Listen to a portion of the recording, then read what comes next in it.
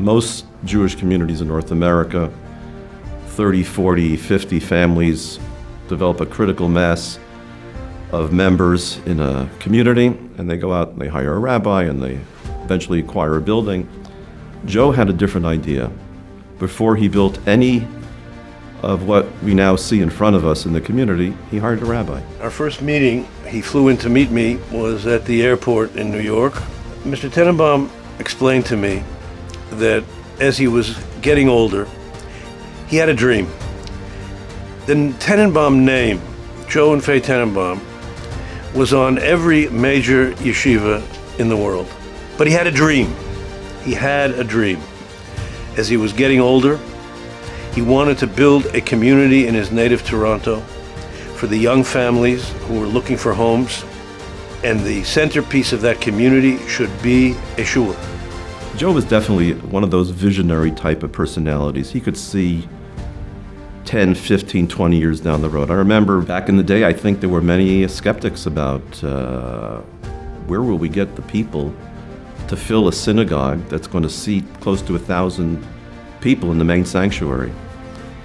And the history of it is that actually the synagogue was supposed to be significantly larger. There was rarely a Shabbos when Joe would sit at his seat at Mizrach and I would look at him and he would look out at the shul.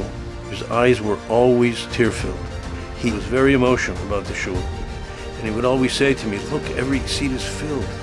We really started out with only about 12 or 13 families. To see, Baruch Hashem, more than 4 decades later, that the children and grandchildren of some of the original members are now in the leadership of the community, to see children and grandchildren learning Torah here in Eretz Yisrael from the Bayt, the original Bayt families, this is really the fulfillment of the dream, whether it's in the Bayt or throughout the Torah world in America and in Eretz Yisrael. The Shul Kanahar is full, a lot of programming, a lot of children.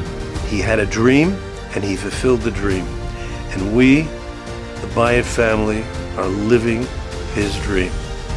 Tehei Nishmaso Baruch, may his memory be for a blessing, and may we rise to the responsibility of continuing to grow as a community of Torah and Chesed and Tefillah and learning in his honor and his memory.